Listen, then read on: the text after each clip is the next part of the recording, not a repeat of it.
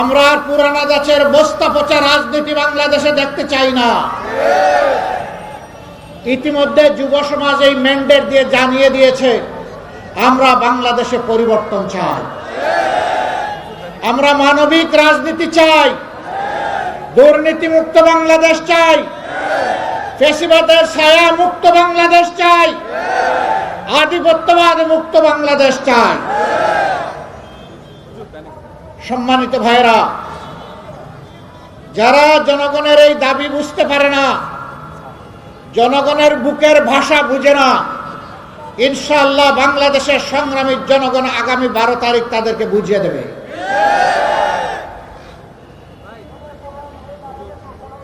এই দেশে নতুন একটা পেশা এখন খুব ভালো চলতেছে। এই পেশার নাম কি আপনারা বলতে পারবেন?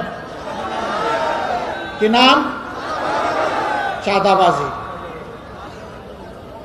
পেশা হবে একজন লোক অফিস আদালতে, মিল, ফ্যাক্টরি, ইন্ডাস্ট্রি, সেক্টর কর্পোরেশনে, শিক্ষা প্রতিষ্ঠানে, দোকানে, সেখানে চাকরি করবে অথবা নিজেই একটা ব্যবসা চালাবে।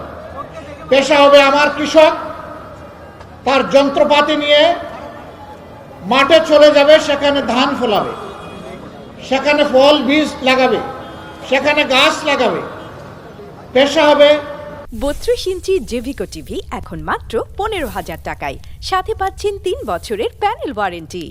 একজন শিক্ষিত যুবক শিক্ষিত হয়ে টেক বেস মেরিটোক্রেসির বাংলাদেশ গড়বে, এটা হবে পেশা।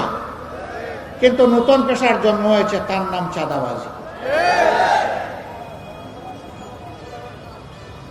আপনারা কেউ চাঁদাবাজের ভাই হইতে রাজি আছেন?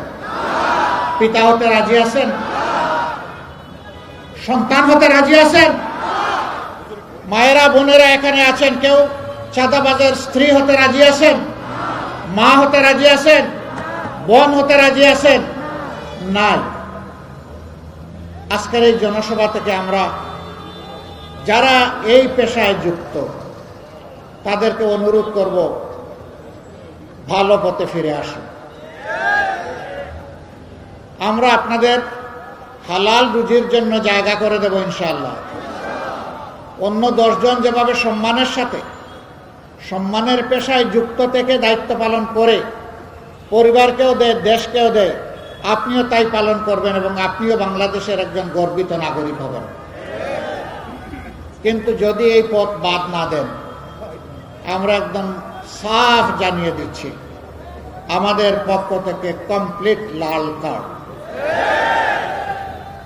এই চাঁদা আমরা তো করার প্রশ্নই উঠে না। চাঁদাকে আমরা ঘৃণা করি, এটা ভিক্ষার চেয়ে নিকৃষ্ট।